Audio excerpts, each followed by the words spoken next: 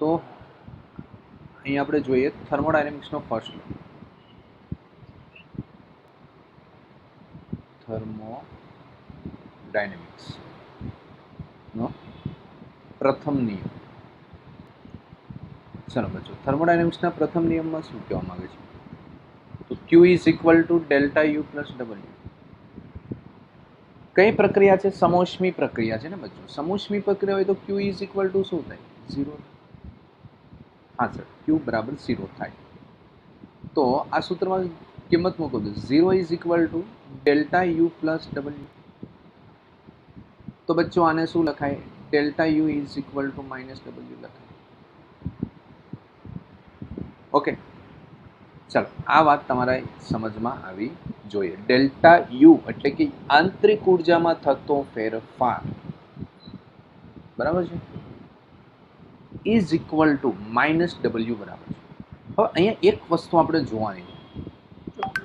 કઈ વસ્તુ?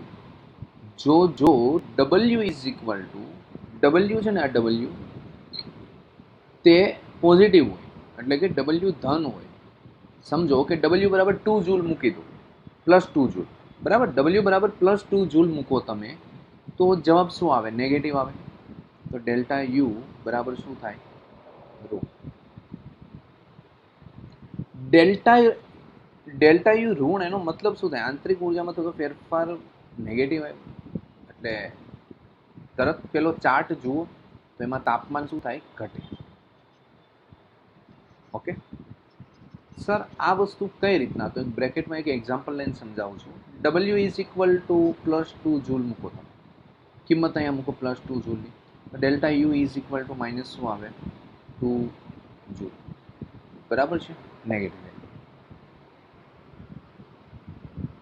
આ જ રીતના જો ડબલ્યુ ઇઝ ઇક્વલ ટુ ઋણ હોય, એટલે ડબલ્યુની વેલ્યુ ઋણ હોય, તો delta U is equal to minus minus plus, એટલે શું આવશે?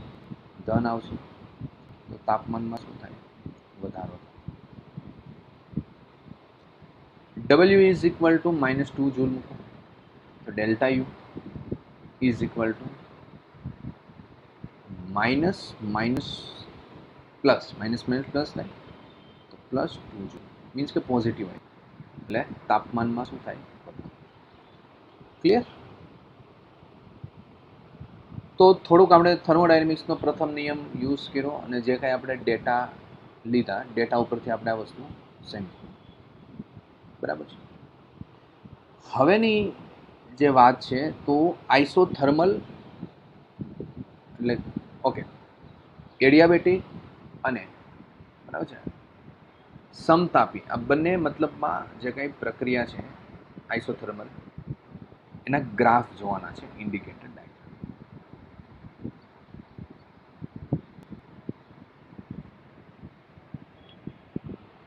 તો અહીંયા ટોપિકમાં શું લખું બચ્ચો? કોન્સેપ્ટમાં કે સમોષ્મી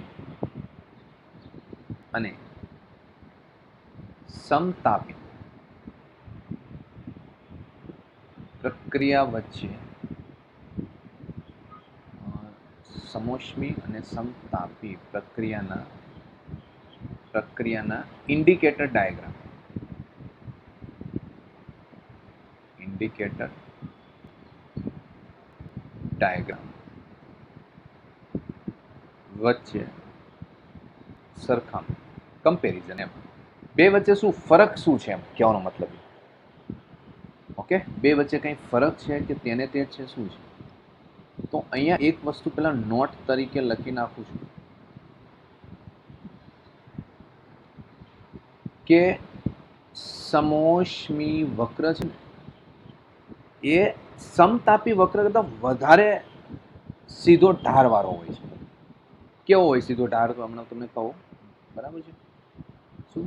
સમોષ્મી વક્ર એ સમતાપી વક્ર કરતા વધુ આમ સ્ટીપર હોય, એટલે કે વધુ સીધા ઢારવાળો હોય. સર, આ કઈ રીતના? એમ સમોષ્મી વક્ર સમતાપી વક્ર કરતા વધુ સીધા ઢારવાળો હોય, તો એક અહીંયા તમને બતાવી દો.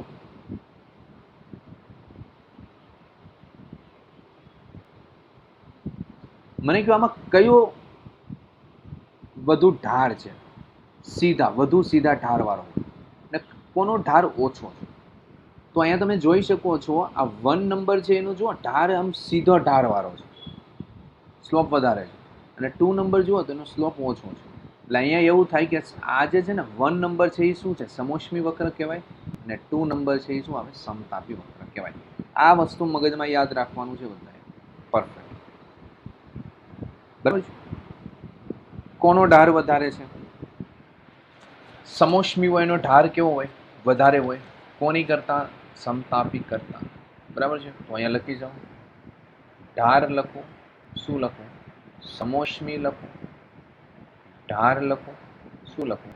સમતાપી. બોલો બચ્ચો, કોનો આના ઉપરનું મેં નોટ લખી એના ઉપરથી તમને શું લાગે? કોનો ઢાર વધારે છે? નોંધ ઉપરથી તમને શું લાગે છે? ઢાર કોનો વધારે હોય છે? સમોષ્મી વક્રનો કે સમતાપી વક્રનો?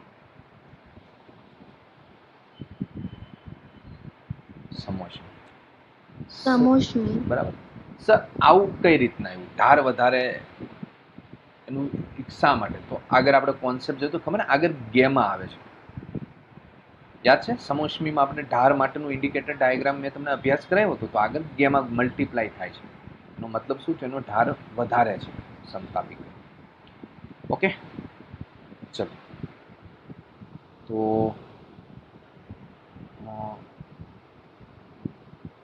ચાલો બે પ્રક્રિયા લઈએ. થોડુંક આમ આજે આપણે ડીપમાં પીએચડી કરીએ, બરાબર? થોડુંક વધારે તમને ખ્યાલ અપાવવામાં શું છે. શું લખું? પ્રસરણ, સમાન પ્રસરણ, સમાન પ્રસરણ અને સમાન રીતે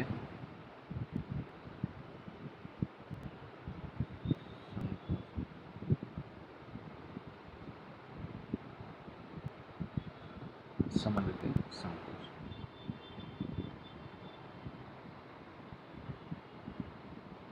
જસ્ટ આ તમને સમજવા માટે છે કઈ રીતના હોય છે. સંકોચન લીધું છે અને એક પ્રસરણ લીધું છે, બરાબર છે. ચલો, ઇન્ડિકેટર ડાયાગ્રામ એટલે કયો ડાયાગ્રામ હોય? PV diagram. ચાલો ભાઈ સર અહીંયા પીવી લખી નાખો. ચાલો હવે જવાબ તમારે આપવાના છે, બરાબર ને? હું ખાલી અહીંયા લખું છું, આન્સર તમારે દેવાનો છે.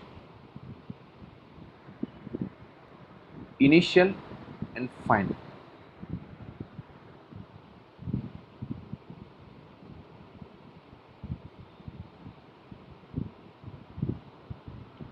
આ વિસ્તરણ છે ને, પ્રસરણ. આ સંકોચન છે એટલે સ્વાભાવિક છે આનું ઇનિશિયલ અહીંથી શરૂઆત થતો હોય, ફાઇનલ અહીંયા.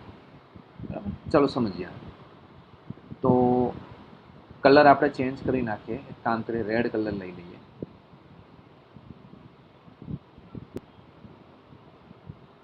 થોડુંક બચ્ચો આકૃતિમાં પ્લસ ઓર માઇનસ થાય, બરાબર છે, ચલવી લેવાનું. આ શું થઈ ગયું? પ્રસરણ થયું ને, કદમાં વધારો થયો.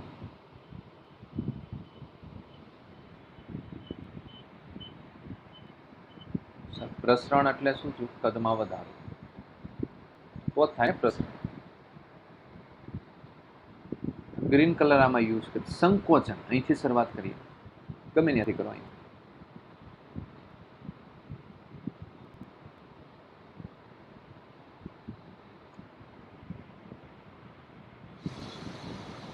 ચલો બચ્ચો, એક આ અને એ આ રીતનો ડાયાગ્રામ છે. ડાયાગ્રામ ઉપરથી સંકોચન, પેલા કદ વધારે હતું, ધીમે ધીમે એનું કદ કેવું થઈ ગયું? ઓછું થઈ ગયું. હાલો, બરાબર છે. ડાયાગ્રામ ઉપરથી તો આ વસ્તુ સમજ પડી. પણ હવે તમારે મને કહેવાનું છે કે સમાન પ્રસરણ છે એટલે કદમાં વધારો થાય છે, સમાન રીતે સંકોચન એટલે શું થયું? કદમાં ઘટાડો. સંકોચન એટલે કદમાં ઘટાડો, પ્રસરણ એટલે કદમાં વધારો, બરાબર છે. તો આ જે ડાયાગ્રામ છે એમાં તમે જોઈ શકો છો કયો 1 નંબર અને 2 નંબરમાંથી પ્રસરણમાં સમોષ્મી કયો છે અને સમતાપી કયો છે? ચાલો, યસ, સમોષ્મી કયું છે અને સમતાપી કયું છે તમારે મને કહેવાનું છે. સેકન્ડ સમોષ્મી, ફર્સ્ટ સમતાપી. ઓકે, ફર્સ્ટ છે એ સમતાપી, બરાબર છે ને? શા માટે? એનું કારણ શું છે? સ્લોપ કેવો છે? ઓછો છે.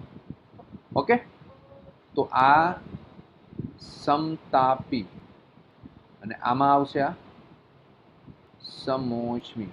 આ બરાબર મગજમાં યાદ હોવું જોઈએ. ચાલો આ સંકોચનમાં જોઈએ એમાં કયો સમતાપી છે અને કયો સમોષ્મી છે. પહેલો સમોષ્મી, બીજો સમતાપ. ઓકે, સરસ. પેલો છે એ સમોષ્મી અને બીજો છે એ શું આવશે? સમતાપી. ક્લિયર? તો જેનો ઢાર છે એ વધુ હોય સમોષ્મી, જેનો ઢાર ઓછો હોય સમતાપી. સર આ વસ્તુ આપણે કામમાં ક્યાં આવશે? બચ્ચો આપણે હમણાં પ્રશ્ન સોલ્વ કરશું એટલે તમને ઓટોમેટિક ખ્યાલ આવી જશે કે આ કોન્સેપ્ટ ક્યાં યુઝ થશે. ક્લિયર? ચાલો એકવાર જોઈ નાખો વ્યવસ્થિત. મોસ્ટ એન્ડ મોસ્ટ આઈએમપી નીટમાં 2000 મને યાદ નથી પણ 2014-15માં આનો પ્રશ્ન આવેલો છે ગ્રાફ ઉપરથી. બધી પ્રક્રિયા હતી એમાં. ઓકે, કરાવશું. ચાલો તે જોઈશું આપણે.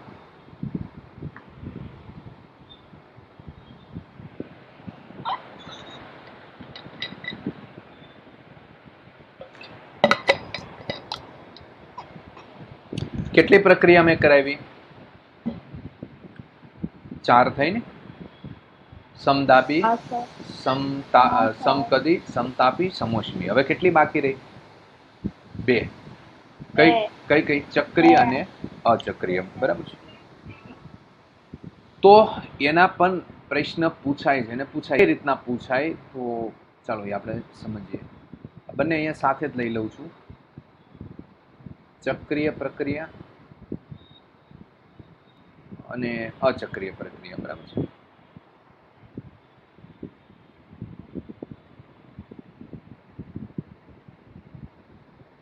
ચાલો પહેલા એક કામ કરીએ, ચક્રીય પ્રક્રિયા લખીએ પછી અચક્રીય. આને કહેવામાં આવે છે સાયકલિંગ. Cycling process.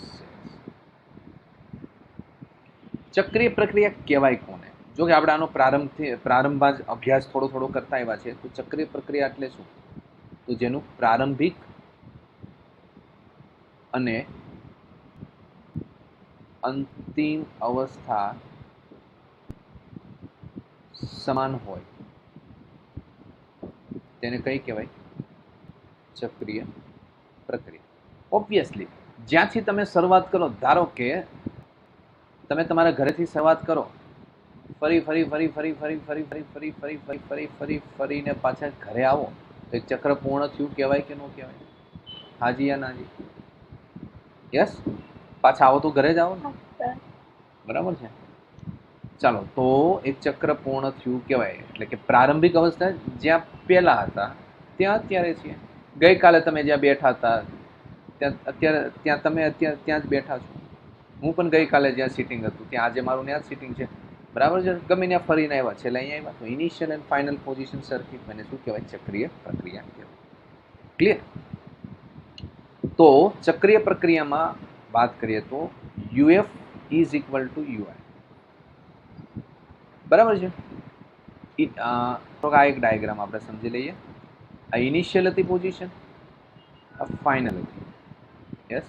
પહેલા ઇનિશિયલ થી ફાઇનલ ગયા અને ફાઇનલ થી પાછા ક્યાં આવ્યા? ઇનિશિયલ આવ્યા.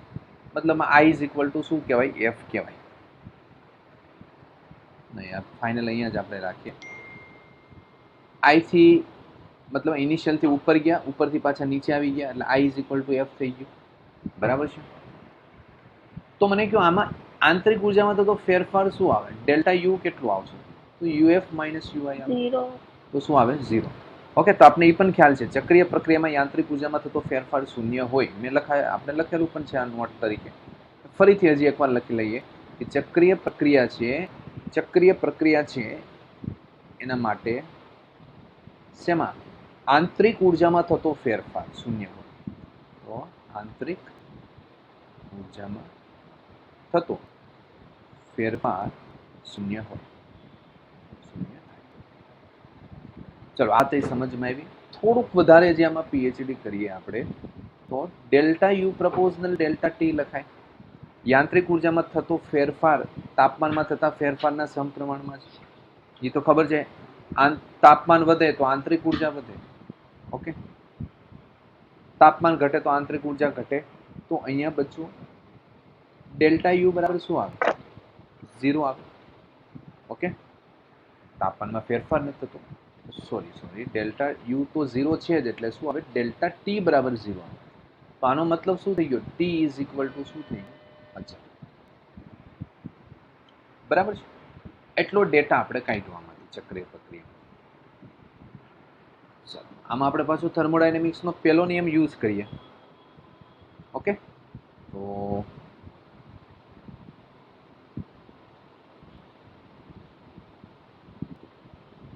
થર્મોડાયનેમિક્સનો પ્રથમ નિયમ ઉપરથી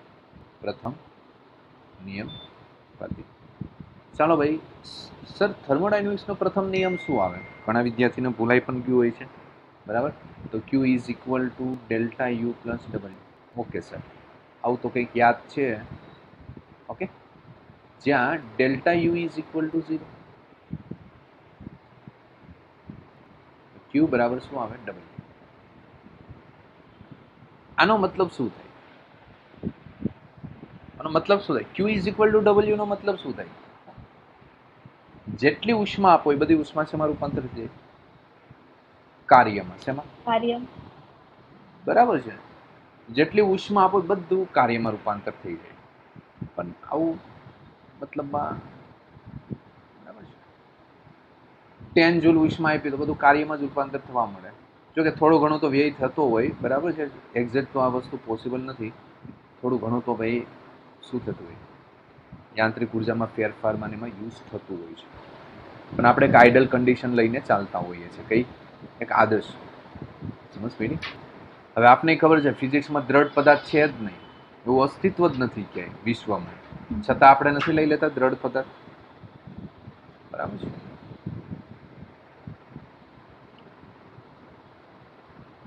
ચલો તો અહીંયા થોડું જોઈ લ્યો. બરાબર છે.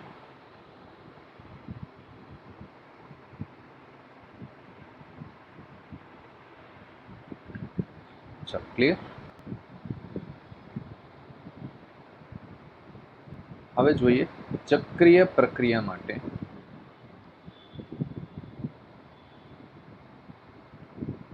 PV graph. આઈએમપી લખી નાખો. બરાબર છે. તો ચક્રીય પ્રક્રિયા માટે પીવી ગ્રાફ એટલે કે ઇન્ડિકેટર ડાયાગ્રામ. ચક્રીય પ્રક્રિયા માટે આમ પીવી ગ્રાફ જુઓ તો એક બંધ વક્ર છે. બંધ વક્ર છે ને, ચક્રીય એટલે સ્વાભાવિક છે. અહીંથી શરૂઆત કરો તમે તમારા ઘરેથી, ફર કરતા પાછા ઘરે આવી જાઓ, તો ચક્રીય થઈ ગયું કે નહીં? તો બંધ વક્ર બન્યું કે નહીં? તો આ શું છે? ચક્રીય પ્રક્રિયા છે એટલે શું છે? એક બંધ વક્ર છે.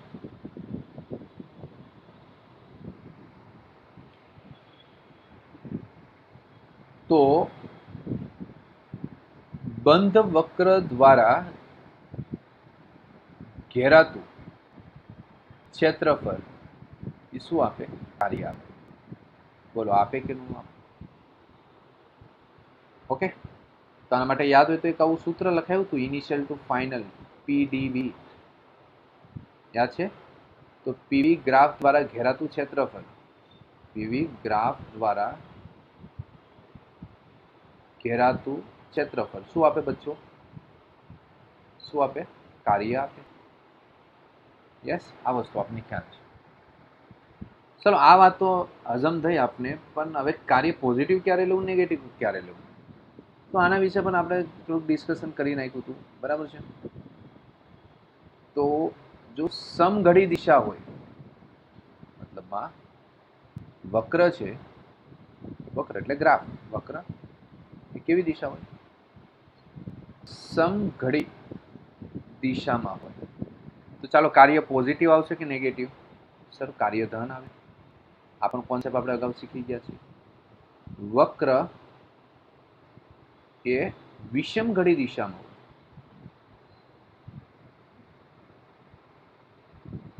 તો કાર્ય શું આવે?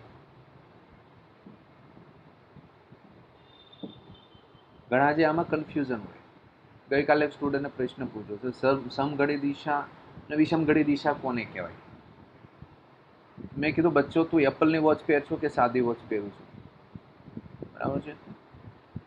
તો એ કે સર સાદી. તો મેં તો કાંટો કઈ તરફ ગતિ કરે છે? જે તરફ કાંટો જાય ને એને સમઘડી દિશા કહેવાય, એટલે કાર્ય પોઝિટિવ લઈ લે. ચલો તો ચલો ફટાફટ આપણે આનો પીવી ઇન્ડિકેટર ડાયાગ્રામ ડ્રો કરી લઈએ.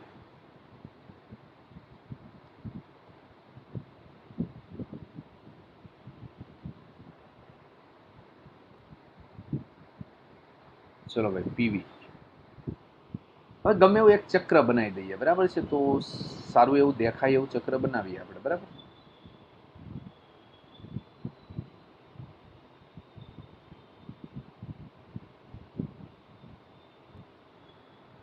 ચાલો એ થી બી યસ, બી થી સી યસ, સી થી ડી યસ, ડી થી એ. ચક્ર બન્યું કે નહીં? ક્લોકવાઇઝ કે એન્ટી ક્લોકવાઇઝ? ક્લોકવાઇઝ. તો કાર્ય પોઝિટિવ, બરાબર છે. તો કાર્ય કેવું આવે? ધન. આવું લખાય. સેમ ચક્ર અહીંયા પણ આપણે બનાવીએ, પણ અહીંયા શું ફરક હતો ખબર છે? અહીંયા આ રીતના થતું હતું, એ થી બી, બી થી સી, સી થી ડી, ડી થી એ. આ શું છે? Anti clockwise. તો એન્ટી ક્લોકવાઇઝ લખાય. તો કાર્ય અહીંયા શું આવે બચ્ચો? ચાલો સર, આ વાત તો સમજમાં આવી અમને કે સર બંધ ગારો છે એના દ્વારા ઘેરાતું ક્ષેત્રફળ છે એટલે કાર્ય આપે. ક્લોકવાઇઝ તો ધન આવે, એન્ટી ક્લોકવાઇઝ તો ઋણ આવે. પણ એક સ્ટુડન્ટે મને પ્રશ્ન પૂછ્યો હતો કે સર અચક્રીય પ્રક્રિયા હોય તો શું કરશો તમે? સમજ પડી? ચક્રીય હોય તો વાંધો નહીં, પણ અચક્રીય હોય, ચક્રીય હોય તો બધા ભેગા થાય, જ્યાંથી આવ્યા હોય ત્યાંથી પાછા ઘરે આવો. તો તમારી ઘરે કોઈ ગેસ્ટ આવ્યા હોય, બરાબર છે, તો ઇનિશિયલ પોઝિશન એનું ઘર હોય, ફાઇનલ પોઝિશન મતલબ તમારી ઇનિશિયલ પોઝિશન હોય, તો ફાઇનલ પોઝિશન કઈ ફરીને પાછા તમારી ઘરે જ આવે નહીં, એના ઘરે જતા રહે કે નો જતા રહે. અને અચક્રીય પ્રક્રિયા કહેવાય. તમે છો તો સવારથી સાંજે આવો તો શું આવે? ઘરે જ આવો ને, તો એ ચક્રીય પ્રક્રિયા કહેવાય. ગેસ્ટ આવ્યો હોય સવારે તો સાંજે જતા રહે, બરાબર છે. તો એ શું થઈ ગઈ? તમારી અચક્રીય પ્રક્રિયા. ઓકે, ચાલો ભાઈ, જસ્ટ યાદ રાખવા માટે કહું છું, બરાબર છે. તું આ પછી એની થર્મોડાયનેમિક્સ સારે નહીં એને કમ્પેરિઝન કરી નાખ. યસ, તો અચક્રીય પ્રક્રિયા હોય તો શું થાય? આના પર પ્રશ્ન પૂછાય છે અચક્રીય પ્રક્રિયાને. અચક્રીય પ્રક્રિયા માટે પીવી. હવે અહીંયા તો અચક્રીય છે. આ તમારા ગેસ્ટ હતા, તમારા ઘરેથી ગયા પાછા એની ઘરે પહોંચી ગયા, તો આ તો ભેગા થોડું છે. ગેસ્ટ આવે તો ભાઈ રાતે ફરીને પાછા તમારી ને, રાતે ફરીને તમારી ને, 2-3 વર્ષ ત્યાં તમારી ત્યાં જ રોકાય, ફરીને તમારી ત્યાં, તો એને થોડા ગેસ્ટ કહેવાય, પરમેનન્ટ સદસ્ય કહેવાય. ચાલો, તો અચક્રીય પ્રક્રિયામાં એમાં પણ કાર્ય છે એ પસંદ કરેલા માર્ગ ઉપર આધાર રાખે છે. કાર્ય એ શું? પસંદ કરેલા માર્ગ ઉપર આધાર રાખે છે. માર્ગ પર આધાર રાખે.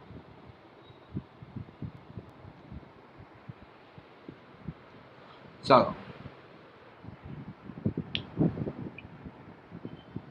તો હવે અહીંયા કાર્ય કઈ રીતના લેવું?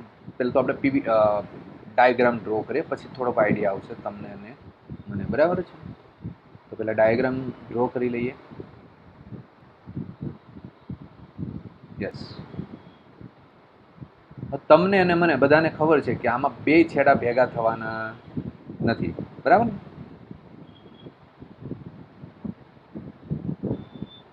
જે આ ચેપ્ટરમાં હવે જે વસ્તુ સમજવાની છે ને, આ ખાસ આ વસ્તુ તમારે સમજવાની છે અહીંયા. તો સ્વાભાવિક છે, એ થી શરૂઆત કરી, બી અને ફરીથી અહીંયા સી. એ થી શરૂઆત કરી, એ થી બી ગયા,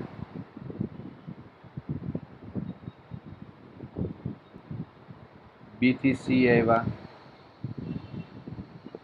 સી થી ડી આવ્યા. વાત આવી છે. તો એક તો નક્કી થઈ ગયું અચક્રીય પ્રક્રિયા છે. તો અહીંયા શું કરું? કાર્ય શોધવાનું પૂછે તો કરવું શું? તો કાર્ય એટલે મેં શું લખાયું હતું તમને? ઘેરાયેલું ક્ષેત્રફળ. તો સર અહીંયા ક્ષેત્રફળ લેવું શું? બસ જે પોઈન્ટ સમજવાનો છે હવે આ પોઈન્ટ છે. શું લેવું ક્ષેત્રફળ? બચ્ચો અહીંયા ડોટેડ લાઈન બનાવી, બરાબર છે. હવે આના દ્વારા ઘેરાયેલું જે કઈ ક્ષેત્રફળ છે ને તે ક્લિયર બચ્ચો. તો અહીંયા WABC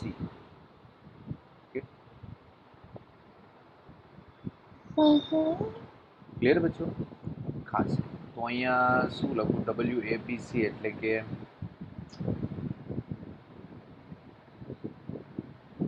આવું લખી નાખું. ચાલો, કટ કરેલા ભાગનું ક્ષેત્રફળ. ચલો આ વાત બધાને જો સમજવા તો એક પ્રશ્ન પાછો એ ઊભો રહ્યો કે સર આ પોઝિટિવ લેવું કે નેગેટિવ લેવું? તો બચ્ચો આની ડાયરેક્શન સમઘડી છે ક્લોકવાઇઝ કે એન્ટી ક્લોકવાઇઝ? તો ક્લોકવાઇઝ છે. જો ક્લોકવાઇઝ હોય તો કાર્ય કેવું આવે બચ્ચો? ધન આવે. હાજી, હાલો આ વાત તો બધાને સમજમાં આવી ગઈ. પણ સર હવે પાછો એક વિદ્યાર્થીએ પ્રશ્ન કીધું, સર હવે આમાં તમે શું કરશો? એ વાત પણ તારી બરાબર છે. આમાં કરતો શું કરવું ભાઈ, બરાબર છે. તો બચ્ચો એક હંમેશા યાદ રાખજો કે પીવી ગ્રાફ પર કદની અક્ષ અને વક્ર વચ્ચે ઘેરાયેલું ક્ષેત્રફળ લેવાનું છે. શું? કદની અક્ષ એટલે કદની અક્ષ અને જે કઈ વક્ર છે ને એના દ્વારા ઘેરાયેલું ક્ષેત્રફળ. હવે તમે જોઈ શકો છો સરસ મજાનો એક ડાયાગ્રામ થઈ ગયો. આ લંબચોરસ થઈ ગયું, આ પણ લંબચોરસ થઈ ગયું, બરાબર છે. તો અહીંયા WABCD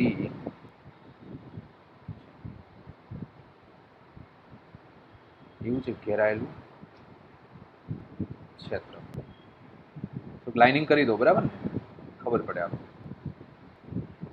ડોટેડ કરી છે. ખાસ યાદ રાખજો બચ્ચો, આમાં મિસ્ટેક નહીં કરતા. અચક્રીય પ્રક્રિયા છે એટલે અહીંયા ડોટ થોડાક ડાર્ક કરી દઉં છું. પણ પેલો પાછો એક પ્રશ્ન એનું ભર્યું કે સર કાર્ય ધન કે નેગેટિવ? તો જો એન્ટી ક્લોકવાઇઝ હોય તો કાર્ય શું આવે? ઋણ આવે. છેલ્લે પાછો એક પ્રશ્ન મને પૂછ્યો, સર આપ તમે કરાવો છો તો ખરા પૂછાય કે નહીં? બચ્ચો JEE પૂછાઈ ગયેલું છે, એડવાન્સમાં પૂછાઈ ગયેલું છે અને નીટમાં આવશે. પણ એટલું ભારે કદાચ ન આવે નીટમાં, થોડું હલકું આવે. મતલબ આગળની પ્રક્રિયા પૂછાયેલી છે, બરાબર છે. ક્લિયર? અને આવું ક્યારેક મતલબ પૂછે છે મેઇન્સમાં ને એમાં. તો તમને કદાચ ક્યારેક ક્વેશ્ચન આવે તો આ વસ્તુનો ખ્યાલ હોવું જોઈએ, અટવાવાનું જોઈએ આ બાબત. ચાલો એકવાર ચેક કરી નાખવાનું.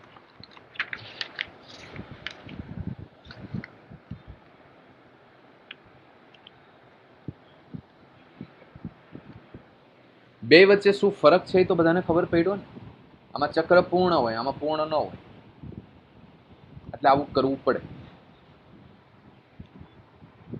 પણ ભૂલથી હા બરાબર છે. તો આ રીતનું આપણે જેટલો માર્ગ આમ ઘેરાયેલો હોય ને એટલું આપણે લેવો પડે.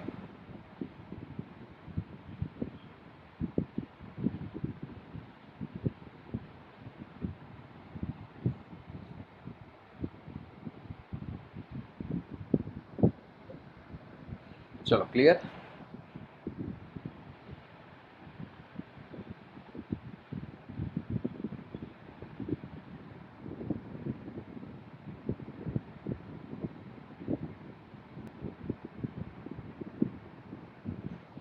એક વસ્તુ લખાઈ દઉં, ક્યારેક પૂછે તો કે ચક્રીય પ્રક્રિયાની ક્ષમતા. સૂત્ર જ લખાઈ દઉં છું, ચક્રીય પ્રક્રિયાની ક્ષમતા. તો ક્ષમતા એટલે એફિશિયન્સી કહેવાય. તો ચક્ર દીઠ થતું કાર્ય છેદમાં ચક્ર દીઠ આપવી પડતી, બરાબર છે.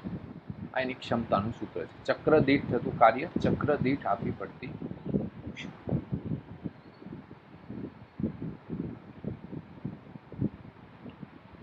તમે 100% વાંચીને ગયા હોય પરીક્ષામાં આખી બુક ને એમાંથી જ પેપર આવે,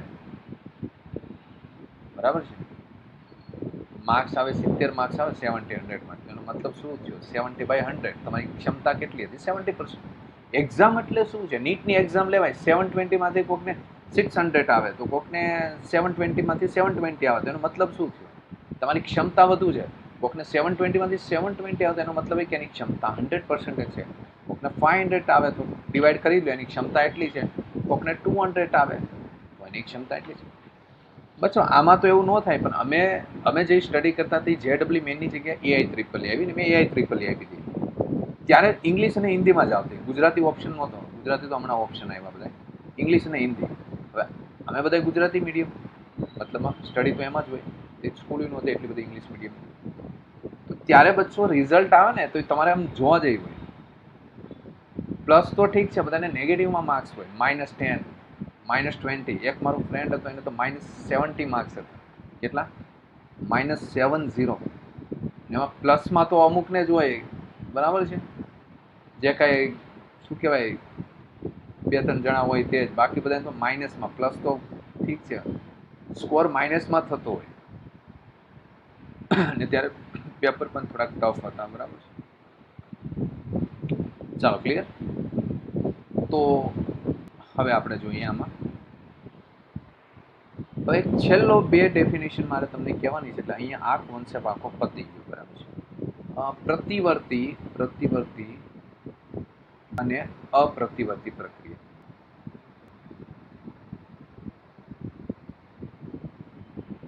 પ્રતિવર્તી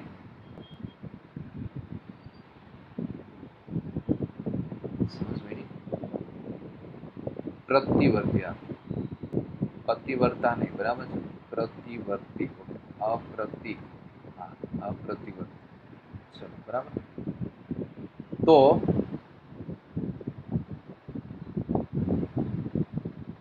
પ્રતિવર્તી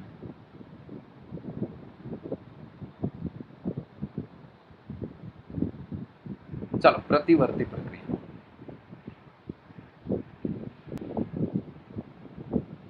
એક છોકરાની નોટ્સ મેં જોઈ હતી તો એને પ્રતિવર્તી જગ્યાએ પતિવર્તી લખી નાખ્યું. બેટા થોડુંક સુધારો. જો પ્રતિવર્તી, હા, પ્રતિવર્તી પ્રક્રિયા કોને કહેવાય? તો ડેફિનેશન જ લખાવાની છે તમને. જો તંત્રની પ્રારંભિક અવસ્થા પરથી કઈ અંતિમ અવસ્થા મેળવવાની પ્રક્રિયામાં તંત્ર વચગાળાની જે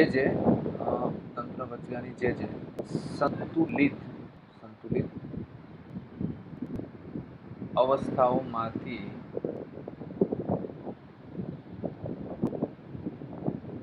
પસાર થતું હોય અને અંતિમ અવસ્થા પ્રાપ્ત કરે, અને અંતિમ અવસ્થા શું કરે? પ્રાપ્ત કરે. અંતિમ અવસ્થા પ્રાપ્ત કરે, બરાબર. અને પ્રક્રિયાને પાછી ઉલટાવો, પ્રક્રિયાને ઉલટાવી તે જ માર્ગે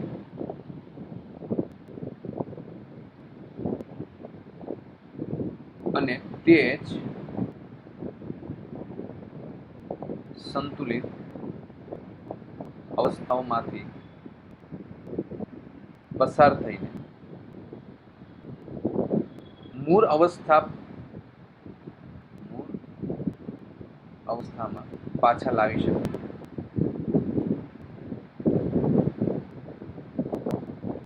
તો તેને પ્રતિવર્તી પ્રક્રિયા કહેવાય. સમજ પડી? પ્રતિવર્તી. પ્રારંભિકમાંથી અંતિમમાં જાઓ, અંતિમમાંથી પ્રારંભિકમાં જાઓ, એટલે જે માર્ગે ગયા હોય એ માર્ગે પાછા આવો. સમજ પડી? પ્રારંભિક અવસ્થા પરથી અંતિમ અવસ્થામાં જાઓ, ઓકે. અને ફરીથી અંતિમ અવસ્થામાંથી પ્રારંભિક અવસ્થામાં આવવામાં આવે. પ્રક્રિયાને ઉલટાવી તે જ માર્ગે અને તે જ સંતુલિત અવસ્થામાંથી પસાર થાય મૂળ અવસ્થામાં પાછા આવીએ તો તેને શું કહેવાય? પ્રતિવર્તી પ્રક્રિયા કહેવામાં આવે છે, બરાબર છે. પણ એક યાદ રાખજો વસ્તુ, કદાચ ક્વેશ્ચનમાં આવે, વ્યવહારમાં સંપૂર્ણ પ્રતિવર્તી પ્રક્રિયા શક્ય નથી. વ્યવહારમાં સંપૂર્ણ શબ્દ વાપર્યો છે, સંપૂર્ણ, बराबर संपूर्ण प्रतिवर्ती प्रक्रिया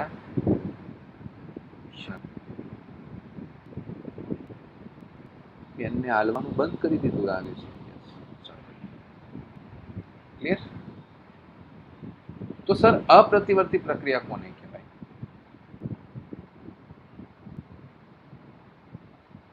अप्रतिवर्ती प्रक्रिया એટલે શું तो કુદરતમાં આપમેળે થતી પ્રક્રિયા અપ્રતિવર્તી પ્રક્રિયા છે કુદરતમાં આપમેળે થતી પ્રક્રિયા અપ્રતિવર્તી ઉદાહરણ આપી દઉં જો પહેલું ઉદાહરણ સમજાવું છું કે વ્યક્તિ છે માણસનું વૃદ્ધ થવું હવે ક્યારે એવું બન્યું હે માણસનું વૃદ્ધ થવું ક્યારે એવું બન્યું કે હાલો ભાઈ આ વ્યક્તિ છે છગન નામનો વ્યક્તિ બરાબર છે ઉંમર એને 20 હતી પહેલા હવે અત્યારે એની ઉંમર ધારો કે છગનની ઉંમર થઈ ગઈ 50 હવે એમ કે નહીં મારે પાછું જુવાન થવું છે તો પાછું આવે જુવાન થવા કે નહીં સાહેબ હવે 50 ને હવે ફરીથી મારે 20 વર્ષનું થવું છે તો આ પ્રક્રિયાને થોડી ઉલટાવી શકાય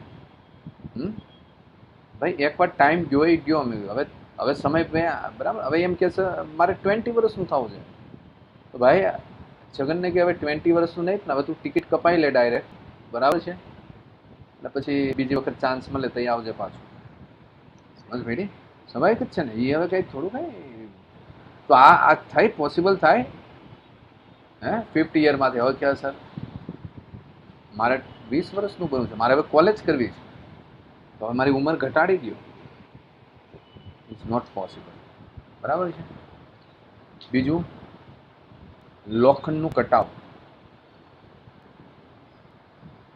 આજુબાજુ જુઓ તો કે લોખંડ દેખાય તમને એમાં કાટ લાગેલો હોય છે હા સર એકાદાને તો દેખાતો જ હોય છે બધાને નહીં તો એ લોખંડનું કટાવ એ પણ આ પ્રકારની પ્રતિવર્તી પ્રક્રિયા કહેવાય પાછી ઉલટાવી ન શકાય હવે પેટ્રોલનું સળગાવો પેટ્રોલનું સળગવું સોરી પેટ્રોલ હોય અહીંયા તમારે આમ પેટ્રોલ પડેલું હોય એને સળગાવી નાખો સળગી ગયો તો ફરીથી પાછું થોડું પેટ્રોલ બની જાય હે તમે એમ કહો કે સર તમે તો થોડા કઈ જાદુગર છો કે ફરીથી પેટ્રોલ લાવી દો પાછું સળગી ગયું પાછું ઇની પેટ્રોલ આવી ગયું બરાબર છે તો આ બધી અપ્રતિવર્તી પ્રક્રિયામાં આવે ક્યારેક પૂછાય છે જસ્ટ નોલેજ માટે છે બરાબર છે ચાલો તો અહીંયા આપણો એક કોન્સેપ્ટ મતલબમાં આખો કમ્પ્લીટ થયો બહુ લાંબો કોન્સેપ્ટ હતો બરાબર છે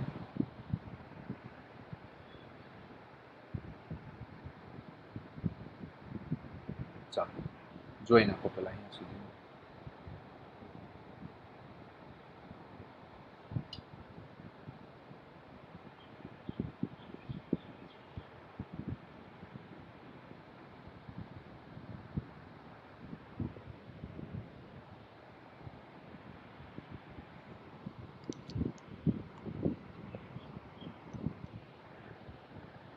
વાંચી લ્યો પેલા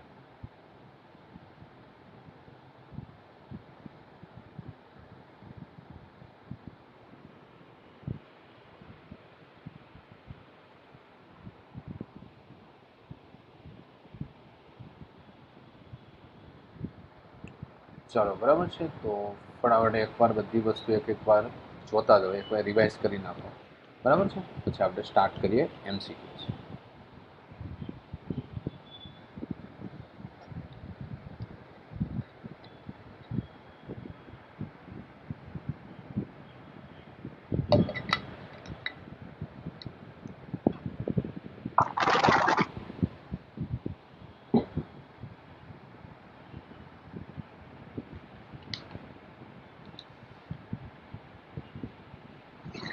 ચાલો ક્લિયર આ એક જોઈ લો ફટાફટ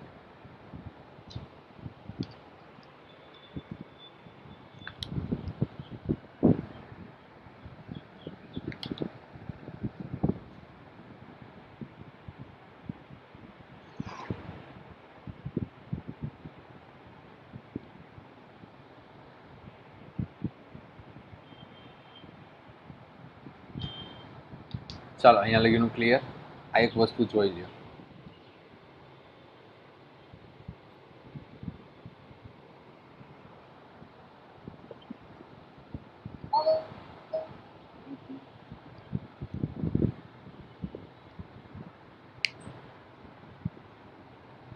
ચાલો અહીંયા લગીનું ક્લિયર.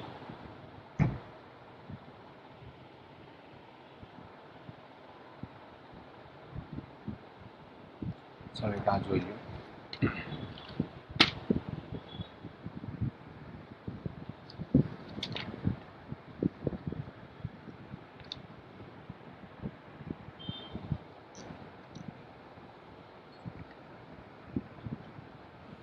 ચાલો કમ્પ્લીટ. ચાલો બચ્ચો, હવે આપણે સ્ટાર્ટ કરીએ છીએ આના ક્વેશ્ચન સોલ્વ કરવાનું. બરાબર છે, વન બાય વન આપણે આમાં ક્વેશ્ચન સોલ્વ કરતા જઈએ. જેટલું આપણે કોન્સેપ્ટ બધું શીખ્યા છીએ, બરાબર છે બચ્ચો, એના જ આપણે પ્રશ્ન બધા સોલ્વ કરવાના છે, A to Z. Complete clear, one by one. ચાલો કોન્સેપ્ટ, ખાસ તો કોન્સેપ્ટ જેને બરાબર ક્લિયર હશે એ જેટલું આપણે સ્ટડી અહીંયા કરાવ્યું છે એને રિલેટેડ જ આપણે બધા ક્વેશ્ચન સોલ્વ કરતા જઈશું. બરાબર છે. ખાસ હજી કોઈને રિવાઇઝ કરવાનું બાકી હોય તો પછી રિવાઇઝ કરી નાખજો. બરાબર છે. ચાલો ફર્સ્ટ ક્વેશ્ચન, આદર્શ કોન્સેપ્ટ શીખી ગયા. હવે આપણે હવેનો MCQ કરાવીએ તો એમાં શું શીખવાનું છે કે કોન્સેપ્ટ એપ્લાય કેમ કરવો, મહત્વની વસ્તુ છે. બરાબર, કોન્સેપ્ટ આપણે શીખા, ઇમ્પોર્ટન્ટ વસ્તુ એ છે કે આ કોન્સેપ્ટને એપ્લાય કરવો કઈ રીતના. બરાબર છે. ચાલો તો જોઈએ, આદર્શ વાયુ સમતાપી પ્રસરણની વાત કરીએ. સમતાપી પ્રસરણ, બરાબર, એમાં ડેલ્ટા P/P નું મૂલ્ય કેટલું આવે? ચાલો બચ્ચો, કેટલું આવશે? તો બી. હું ડાયરેક્ટ જવાબ લખી દઉં છું. એનું કારણ છે, મેં તમને કોન્સેપ્ટ કરાવ્યો છે, એમાં સમતાપીને સમોષ્મી જોઈ લેજો. સમોષ્મીમાં આ આવશે ને સમતાપી, સમોષ્મીમાં C આવશે ને સમતાપીમાં B આવશે. બોલો હા યા ના? ક્લિયર બચ્ચો? વિકલન, બરાબર, સમતાપ. હા બોલો બચ્ચો, હા બોલો. ચાલો છે કઈ question? PV is equal to અચર છે તો આનું શું કરી નાખો? ટી ની સાપેક્ષે શું કરી નાખો? વિકલન કરી નાખો. સોરી, ટી તો શું, વી ની સાપેક્ષે. તો પી ડીવી બાય ડીવી લખો, વી ડીપી બાય ડીવી લખાય. અચરનું વિકલન શું આવે? 0 આવે. ડીવી ડીવીને અહીંયા રાઈટ સાઈડ ઉપર લઈ જાઓ, કોમન લઈ લો, તો P dV plus V dP is equal to 0 લખાય. ચલો બચ્ચો, okay. Delta P by P ને કરતા બનાવી દો તો okay, delta P by P અને આને જમણી બાજુ લઈ લઈએ ને તો શું આવે? P dV is equal to minus V dP. તો dP by P is equal to minus dV by V. બોલો બચ્ચો, આવી ગયો આન્સર? ઓકે. ચાલો અહીંયા લગીની વાત તમારા મગજમાં સમજમાં હોવી જરૂરી છે. ક્લિયર? સમતાપી ફેરફાર દરમિયાન 1 મોલ વાયુ તંત્ર પર, અહીંયા એક ખાસ યાદ રાખો, તંત્ર પર, તંત્ર વડે કદ વધે કદ ઘટે એ ખાસ ચેક કરવાનું છે આ ક્વેશ્ચન. ઓકે. તંત્ર પર થતું કાર્ય, પર એટલે તંત્ર પર, તંત્ર પર, તંત્ર પર એનો મતલબ શું થાય? કદ ઘટે, કદ ઘટે એટલે શું થાય? સંકોચન. આ મગજમાં યાદ હોવું જોઈએ. બરાબર છે. ચાલો તો ભાઈ શું આવશે? જવાબ શું આવશે? ડાયરેક્ટ લખી દઉં? ચાલો ભાઈ, proof. W is equal to શું આવશે? V1 થી લઈને V2. V1 V2 આપ્યા છે એટલે આપણે એ લઈ લઈએ, P ઇન્ટુ ડીવી. સમતાપી, બરાબર છે. સમતાપી છે એટલે ઓબ્વિયસલી ભાઈ પીવી ઇઝ ઇક્વલ ટુ શું આવે? મ્યુ આર ટી આવે, એટલે આ અચર આવશે. ચાલો ક્લિયર? કામ કરીએ, આપણે અચર નહીં લઈએ, but PV is equal to શું લઈ લઈએ? Mu R T. ચાલો હવે આપણે શું કરીશું? એક કામ કરો, પી ની કિંમત મૂકી દો. પીને કરતા બનાવી દો. Mu R T by V, બરાબર છે. તો V1 V2 પી તો mu R T by V into dV લખાય. આ સર લખાય. તો આને શું લખાય? Mu R T V1 by V2 1/V into dV લખાય. Yes sir. તો આને હવે શું લખાશે બચ્ચો? હવે હું સંકલન ડાયરેક્ટ લખી દઉં તો તમને ખ્યાલ પડશે ને હવે. Yes, ln V V1 V2 તો મ્યુ RT V. ઓકે, ખાસ હવે અહીંયા જોવાનું છે ln V2 minus ln V1 mu RT. આને શું લખાય? ln V2 by V1. આ લોગનો નિયમ છે, કોઈને કદાચ આમાં ખ્યાલ ન હોય તો મને પૂછી લેજો, બરાબર છે? માઇનસ હોય તો ભાગાકારમાં લખાય, બરાબર? લોગનો નિયમ છે. ચાલો ભાઈ બચ્ચો, 1 મોલ શબ્દ વાપર્યો છે. Okay, mu is equal two 1 લખી નાખીએ. શું આન્સર આવે? પહેલા તો આ તો આવે જ નહીં, બેઝ 10 છે એટલે એ તો કાઢી જ નાખો. વૈધા નીચેના બે, કારણ કે ln છે એટલે લોગ બેઝ ઈ આવે ને. ચાલ, ખુશ થઈને બધા વિદ્યાર્થી. યસ, કયો આન્સર આવે? હાજી, option D. C. D. She is wrong answer. અહીંયા તંત્ર પર કાર્ય થાય છે એટલે બચ્ચો અહીંયા શું કરવું પડે? નેગેટિવ વર્ક આવશે. Minus mu RT ln V2 by V1, બરાબર છે? માઇનસ જો તમે અંદર જવા દો ને, હું અહીંથી તમને સ્ટેપ સમજાવું છું, કારણ કે અહીંયા ફરીથી મારે પાછું ઇનિટ ઉપર આવવું પડશે. અહીં સમજો, અહીંથી આ સ્ટેપ સમજો. તંત્ર પર કાર્ય થાય એટલે માઇનસ આવે. Minus mu RT ln V2 minus ln શું લખાય? V1. માઇનસ ને અંદર જવા દો તો મ્યુ RT શું લખાય? ln V1 minus V2. તો આને શું લખાય? Mu RT ln V1 by શું લખાય? V2. આવી ગયું? મ્યુ બરાબર 1 મૂકો એટલે D is the right answer. અહીંયા તંત્ર પર કાર્ય થતું હોવાથી કાર્ય શું લેવાનું છે બચ્ચો? ઋણ લેવાનું છે. શેના પર કાર્ય થાય છે? તંત્ર પર. આ વસ્તુ એક મગજમાં તમારે ફિટ કરીને ચાલવાનું છે. ચલો, ઘણા બધા પ્રશ્ન છે, બરાબર છે? હવે આ પ્રશ્ન તમને ગમે રીતના પૂછી શકે, તમને ફાઇટ મારતા આવડવી જોઈએ. જો આવો જ એક પ્રશ્ન છે.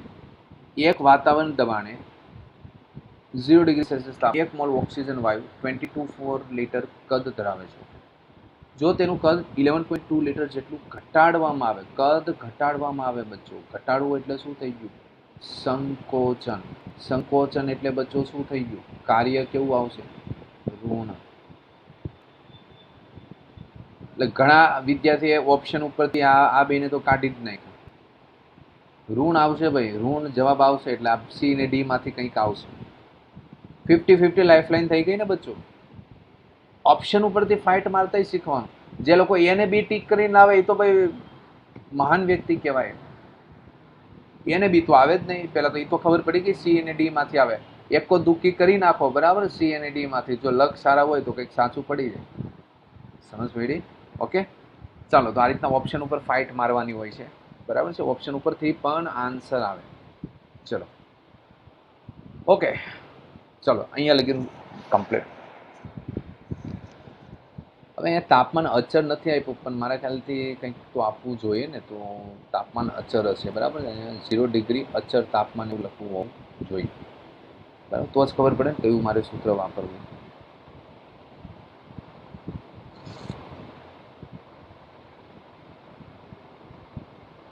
તો W ઇઝ ઇક્વલ ટુ તંત્ર પર કાર્ય થયું ને, બસ ખાસ આ તમારે સમજવાનું છે. બાકી ગણતરી તો આવડી જાય. ln V2 by V1. Okay, આમાં કોઈને કન્ફ્યુઝન નથી ને બચ્ચો? ખાસ શા માટે મેં નેગેટિવ લખ્યું? ઓકે, હોય તો પૂછું. ખાસ જો સમજવાની વસ્તુ આ જ છે. બાકી ગણતરી તો બરાબર, એ તો પ્રેક્ટિસ તમને પણ હોય છે.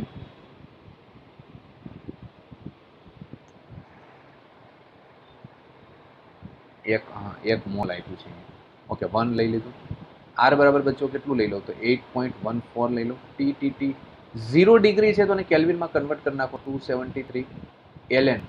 ln એટલે ખબર ને, લોગ બેઝ ઈ કહેવાય. V2 બરાબર કેટલા લીટર? હવે 24 લીટર કદ ધરાવે છે. જો તેનું કદ 11.2 લીટર જેટલું ઘટાડવામાં આવે, પહેલા એટલું કદ હતું, હવે એમાંથી ઘટાડીને અહીંયા સુધીનું કદ કરી દીધું, તો આ V2 હતું અને આ V1 થઈ ગયું. એટલે પહેલા એટલું હતું, બરાબર છે. એટલે મતલબ કદમાં શું થાય છે, ઘટાડો થાય છે, સમજો. ઓકે, ચાલો તો અહીંયા V2 આપણા ખ્યાલથી અહીંયા જુઓ તો V2 એટલે કયું કદ છે, ફાઇનલ. V1 એટલે, હવે આમાં બે પોસિબિલિટી છે. જો કદમાં ઘટાડો હોય, કાં તો તમે લિમિટ ચેન્જ કરી નાખો. શું ચેન્જ કરી નાખો? લિમિટ. બરાબર, માઇનસ હોય તો તમને ખ્યાલ હોય, માઇનસ હોય તો આ રીતના લિમિટ પણ ચેન્જ. જો તમારે એક ઓપ્શન છે આમાં, તમને સમજાય દો. W is equal to minus mu R T V1 V2 1/V dV. ચાલો એ બધું થોડો લિમિટ ચેન્જ કરવાનું બધું. ચાલો, હા, તો V2 કેટલા લખીશું? 22.4 અને V1 કેટલા લખીશું? 11.2.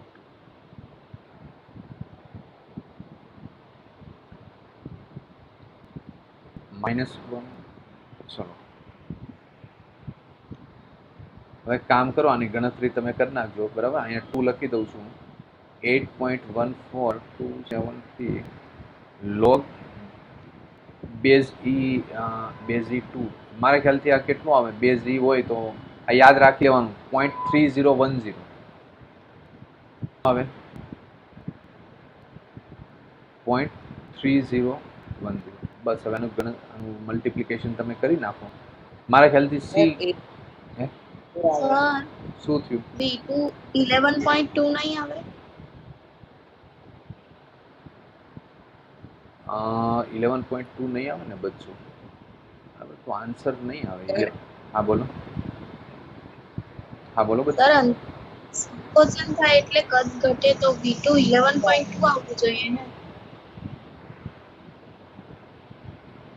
હા, તો એક કામ કરીએ, બરાબર છે. 11.2 મૂકીને આપણે ચેક કરી લઈએ, બરાબર, કેમાં આન્સર આવે છે. પેલા આ એક ચેક કરો, બરાબર છે. એક મિનિટ. જો તેનું કદ છે 11.2 લીટર જેટલું ઘટાડવામાં આવે, મતલબમાં V2 બરાબર કેટલું આપણે આપેલું છે? 22.4 લીટર છે, બરાબર છે. અને V1 બરાબર કેટલું આપેલું છે આપણે? 11.2 લીટર છે. ચાલો તો હા, હવે અહીંયા જુઓ, આપણે જ્યારે મતલબ કોન્સેપ્ટ શીખાતા હે, બરાબર છે, તો આને આપણે ઇનિશિયલ લીધું હતું, સમજો, ને આને આપણે શું લીધું હતું? ફાઇનલ લીધું હતું, બરાબર છે. પહેલાં આપણે ઇનિશિયલથી ક્યાં જતા હતા? ફાઇનલ. આયા ને, યાદ છે ને? ઇનિશિયલથી આપણે ક્યાં જતા હતા? ફાઇનલ. પછી આપણે ફાઇનલથી પાછા ક્યાં આવ્યા?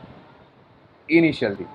ઇનિશિયલ સંકોચનમાં, બરાબર. પહેલાં પ્રારંભિકથી લઈને ક્યાં લીધું આપણે? અંતિમ કદ. અને પછી અંતિમથી ક્યાં લીધું આપણે? પ્રારંભિક. એટલે આપણા પ્રમાણે આ એફ એટલે, આમ જોવા જાવ તો એફ એટલે શું થઈ ગયું? તમારે આ રીતના આખું સમજવાનું છે. ઇનિશિયલથી ફાઇનલ, પછી ફાઇનલથી આપણે ક્યાં આવતા? ઇનિશિયલ સંકોચન. યાદ છે ને? V1 થી V2 ને V2 થી પછી કઈ જગ્યા હતા?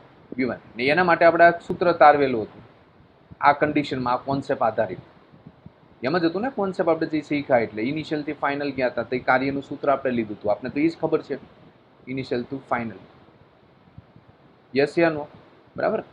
પણ હવે સંકોચન થાય એટલે આપણે અહીંયા ડાયરેક્ટ શું મૂકી દઈએ છીએ? માઇનસ ચિહ્ન મૂકી દઈએ છીએ. આપણે સૂત્ર તારવ્યું કેના માટેનું તારવેલું હતું? પ્રસરણ માટેનું. યાદ છે? ઇનિશિયલ ટુ ફાઇનલ એટલે આ mu R T ln V2/V1 આપણું સૂત્ર હતું. પણ હું શું કહું છું કે હવે આમાં એના ઉપર કાર્ય થાય છે, સંકોચન થાય એટલે આપણે અહીંયા ખાલી અહીંયા શું મૂકી દઈએ છીએ? ઋણ ચિહ્ન. બરાબર. તો તમારે અહીંયા પ્રસરણની જેમ જ ચાલવાનું છે, વિસ્તરણની જેમ, કે ભાઈ ઇનિશિયલ માટે V1 એટલે 11.2 અને ફાઇનલ એટલે 22.4. ને જો તમે પહેલી રીતના વિચારશો કે V2 માંથી V1 આને ફાઇનલ લો, આને ઇનિશિયલ, તો પછી આ માઇનસ ચિહ્ન તમારે અંદર મૂકીને તો એના માટેનું ફરીથી તમારે એક સૂત્ર તારવું પડશે. તો તમારે આ પ્રોસેસ સૂત્ર ઉપરથી નહીં ક્વેશ્ચન સોલ્વ થાય. તો જે રીતના તમે પ્રોસેસ શું કહેવાય, જે રીતના આપણે સૂત્ર તારવીએ છીએ ને કાર્યનું, આ સૂત્ર કઈ રીતના સાબિત કર્યું, ત્યાંથી તમારે ચાલુ કરવું પડશે કે નહીં આનું ફાઇનલ, આનું ઇનિશિયલ લઉં ને આને ફાઇનલ લઉં, તો એ પ્રમાણે પછી તમારે તારવીને ચાલવું પડશે. વાત સમજમાં આવી છે? જ્યારે આપણે આ સૂત્ર તારવી છીએ તો એ આપણે અહીંયા શું લેતા હતા? V1. અહીંયા શું લીધું હતું? V2. આને ઇનિશિયલ લીધું, આને શું લીધું? ફાઇનલ લીધું. બરાબર છે? પ્રસરણ વખતે. ઓકે, ચાલો, એ ક્લિયર. પછી આપણે શું કર્યું હતું? ઓકે, હાલો, પ્રસરણનું સૂત્ર આપણે મળી ગયું. હવે અહીંયા શું કીધું છે? તંત્ર પર કાર્ય થાય છે, સંકોચન થાય છે. એટલે મેં ખાલી અહીંયા શું મૂકી દીધું? માઇનસ મૂકી દીધું. બરાબર, બાકી કોઈમાં હું ચેન્જ નથી કરતો. એટલે હવે અહીંયા શું થયું કે તમને એક કન્ફ્યુઝન રહે કે સર V2 કયો લેવો અને V1 કયો લેવો. બરાબર, એ બાબતે તમને કન્ફ્યુઝન સર. તો અહીંયા આને હવે અહીંથી શરૂઆત કરીએ તો આને પછી ઇનિશિયલ લેવાય ને સર, અને આને ફાઇનલ લેવાય ને. તમારો પ્રશ્ન એ છે કે સર આને V2 લઈ લો ને આને V1 લઈ લો ને. બરાબર, આ તમારો પ્રશ્ન છે. ઓકે બચ્ચો, પણ જઈ આપણે સૂત્ર તાર્યું તઈ V1 V2 કોને લીધા હતા? સૂત્ર સાબિત કર્યું હતું તો આને V1 લીધા હતા, આને V2 લીધા હતા. તો અત્યારે એ જ કરો, આને V2 જ લ્યો ને આને V1. ક્લિયર? ઓકે, ઘણા વિદ્યાર્થીને એ જ કન્ફ્યુઝન છે કે સર અહીંથી ને અહીંથી તો આને V1 લઈ લ્યો ને સર, ને અહીંયા જાઉં છો તો આને લઈ લ્યો. તો બચ્ચો, તો પછી આની આગળની પ્રોસેસથી મારે પ્રશ્ન આખો સોલ્વ કરવો પડે. જ્યારે તમે આ સૂત્ર સાબિત કરો છો ત્યારે આપણે આને V1 લીધું હતું ને આને V2 લીધું હતું, ને આ પ્રસરણ માટેનું છે. સંકોચનમાં તમારે ખાલી અહીંયા માઇનસ લગાવી દેવાનું. આ V2 ને શું લઈ લેવાનું? અંતિમ. V1 ને શું લઈ લેવાનું? પ્રારંભિક. ચાલો, ક્લિયરિટી? ઓકે. એટલે સર મેં કીધું તેવી રીતના કરીએ તો માઇનસ અહીંયા આગળ નહીં લગાવવાનું. હા, તો પછી તો માઇનસ તમારે આગળ નહીં લગાવવાનું. તો પછી આ સૂત્ર તમારે નહીં મૂકવાનું બચ્ચો. તમે જે કીધું ને, તો આ સૂત્ર આપણે સાબિત કઈ રીતના કર્યું છે ત્યાંથી જવાનું. યાદ છે ને? V1 થી V2 લઈને કર્યું ને, તો હવે અહીંયા પછી તમે V1 લઈને V2 એ રીતના સંકોચન કરીને માઇનસ કરીને કરો. બરાબર છે? સર હા, સર ગુણ્યા 2.303 કરવું પડશે ને? હવે એ મારી પાસે હમણાં કેલ્સી છે ને, તો તમે જોઈ લો ને. આ log E2 બરાબર કેટલા આવે છે? એક મિનિટ. 2.3 ગુણ્યા કરવું પડે. હા, તો એ કરવું પડે. R ની કિંમત સર R ની કિંમત ખોટી છે. 8.314 કરે તો જવાબ આવતો છે. 8.314. આ તો અહીંયા ખોટી મૂકી લાગે છે. કઈ નહીં, હાલો તો આ તો એ કરવું પડશે ને. હા, બરાબર. હું તો ડાયરેક્ટ બરાબર છે એન્ટીલોગ જ ફાઇન્ડ કરું છું. ચાલો, આન્સર આવે છે કે નથી આવતો? આવી ગયો. આવી ગયો ને? આવે છે. પણ આ એક ખાસ તમને ખબર પડી ને, બરાબર છે? ખાસ આ વસ્તુ તમારે વિચારવાનું છે આ બાબત ઉપર. ઓકે, એટલે કોઈ વિદ્યાર્થી પછી આ સૂત્ર મૂકવું હોય તો પછી V1 ને ઇનિશિયલ લ્યો અને V2 ને તો આ રીતના તમારે ચાલવું પડશે. જો તમારે આવું કંઈ ન કરવું હોય તો પછી તમારે પહેલેથી ચાલવું પડશે. પહેલેથી એટલે કે આ સૂત્ર પહેલા સાબિત કરવું પડે ને પછી દાખલો ગણવો પડે તો સાચો પડે. વાત સમજમાં આવી? ઓકે, બાકી આ સૂત્ર આને V2 ને V1 લઈશો તો પછી આન્સર નહીં આવે, પ્રોબ્લેમ થશે. આ તો શું આન્સર આવે છે C ને D માંથી? ડી ઓકે, ચલો આવે છે. D છે. Yes. ઓકે, ચાલો, હવે બાકીના કેટલા વાગ્યા? ટાઈમ થઈ ગયો. ઓકે, ચાલો, ટાઈમ વધી ગયો છે. બરાબર, પછી આપણે લેક્ચર